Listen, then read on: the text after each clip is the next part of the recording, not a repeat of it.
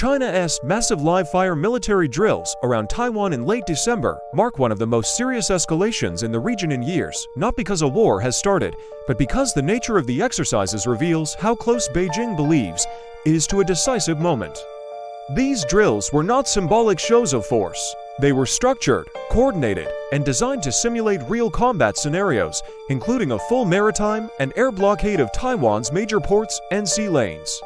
What makes this development especially alarming is the scale and integration of forces involved. Naval units, Air Force squadrons, missile forces, and electronic warfare elements operated together in a way that closely mirrors actual wartime conditions. This was not a warning shot, it was a rehearsal. The message was not only directed at Taipei, but at Washington, Tokyo, and every regional actor that relies on stability in the Taiwan Strait.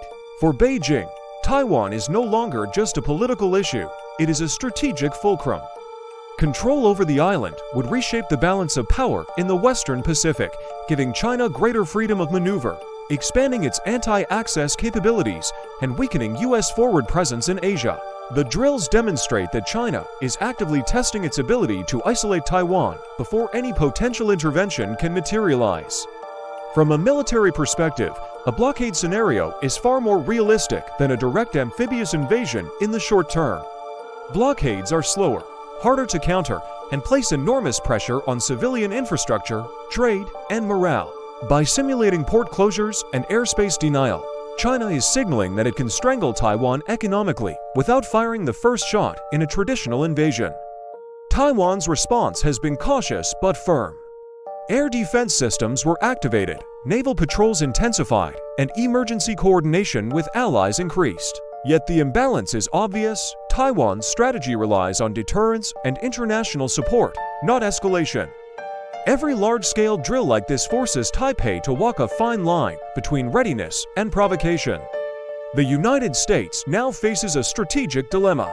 Washington has committed to Taiwan's defense politically and militarily, but responding to every Chinese exercise with force would accelerate escalation.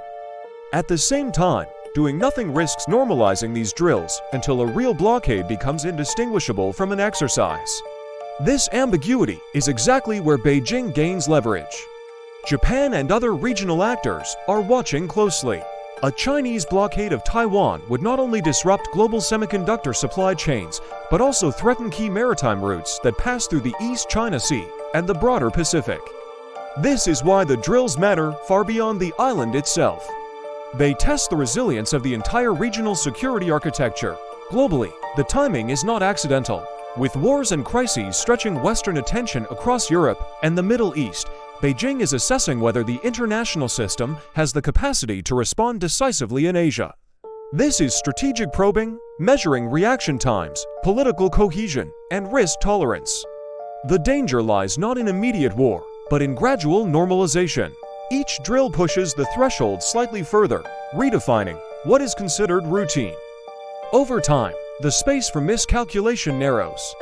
An accident, a misinterpreted maneuver, or a delayed response could trigger a chain reaction no one intends to start. What we are witnessing is not the beginning of a conflict, but the construction of conditions under which conflict becomes manageable, controllable, and potentially winnable from Beijing's perspective.